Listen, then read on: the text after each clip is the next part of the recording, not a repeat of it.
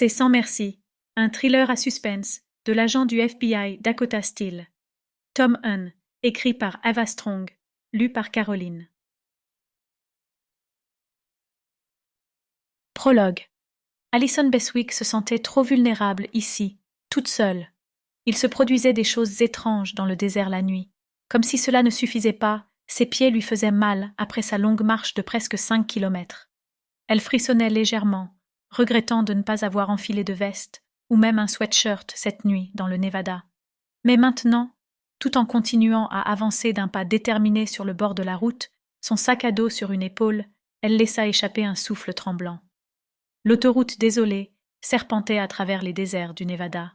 Des kilomètres de terre dépeuplée aux montagnes escarpées entouraient la longue portion de route dégagée. La végétation clairsemée était agglomérée dans des teintes de brun tacheté et de vert pâle. Elle jeta un bref coup d'œil par-dessus son épaule, dans un coup de vent froid. Alison regarda en direction de la station-service. Celle-ci n'était plus visible du haut de la pente. Elle ne voyait plus l'enseigne mal éclairée, ni son petit ami, tout aussi peu brillant, avec son stupide pick-up. Ex-petit ami, se rappela-t-elle avec une grimace en passant une main sur le bleu qui apparaissait sur sa joue. Elle avait enfin réussi à trouver le courage d'agir. C'était le régime le plus facile de tous les temps. Elle avait perdu en une seule soirée les 90 kilos qui l'encombraient. Il lui avait simplement fallu faire preuve d'honnêteté, se préparer à recevoir le coup de poing d'un lâche et sortir du pick-up, stationné en courant à toute vitesse. « J'aurais dû le larguer il y a des années », marmonna-t-elle dans sa barbe en secouant la tête, faisant ainsi voler ses cheveux bruns qui lui arrivaient aux épaules. Mais même les mots, par ici, semblaient se perdre dans le vent. Elle continua à avancer vaillamment en faisant crisser sous ses pieds la poussière et les bouts de gravier provenant des chaussées fissurées. Toute âme, comme ces mots, pourrait également s'égarer dans ce désert, s'étendant à perte de vue, et sur lequel veillait uniquement le ciel étoilé et un vent froid. À ce moment-là, un léger grognement se fit entendre derrière elle.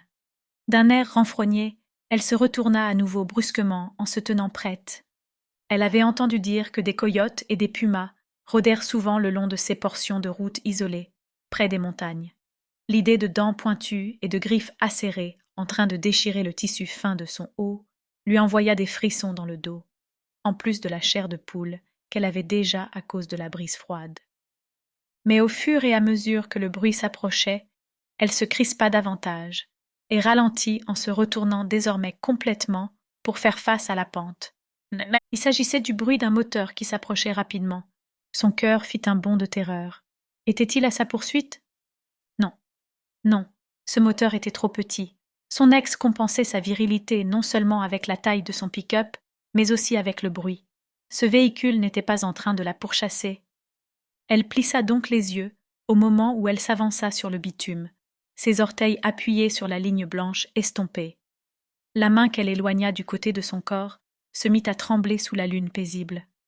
Elle souffla légèrement, alors que le bleu sur sa joue lui faisait mal. « Allez !» marmonna-t-elle entre ses dents. « Encore un peu de courage. » Puis, tout à coup, elle tendit le bras en levant son pouce. Ses yeux brillèrent d'exaltation. En un seul jour, elle, Alison Beswick, avait largué son ex et se retrouvait maintenant à faire de l'autostop. Elle se demanda ce qu'en penseraient ses vieux amis du lycée. À 21 ans, elle n'avait pas vraiment eu l'occasion d'explorer le monde, mais tout ça était sur le point de changer. Elle ne put retenir le petit sourire satisfait qui creusait maintenant les fossettes de ses joues, alors qu'elle avait le pouce levé en l'air au bord de la route. Très vite, les yeux fixés sur la pente goudronnée, elle aperçut la lueur de phare apparaissant au sommet de la côte. Une seconde plus tard, le grondement du moteur se transforma en un bruit de moto qui s'approchait à toute vitesse. Il s'agissait d'une lowrider, une moto à assise basse, dont le guidon dépassait sur les côtés, telles les cornes d'un wapiti en colère sur le point de charger. Elle poussa un souffle de frustration en baissant lentement sa main. Mais quasiment dans le même temps, le motard se rangea sur le côté de la route en ralentissant progressivement. Un nuage de poussière tourbillonna. Alison se mit à tousser en agitant une main devant son visage. Dans la pénombre, mais grâce à la lueur émise par les phares ronds de l'engin, elle examina le motard avec hésitation et déglutit fortement. Un casque noir, lisse et arrondi comme une boule de bowling. La visière abaissée, également noire. L'homme ne retira pas son casque et ne la regarda même pas. Il resta simplement à cheval. Nous espérons que vous avez apprécié cet aperçu. Pour continuer à écouter ce livre audio sur Google Play Livres, utilisez le lien dans la description de la vidéo.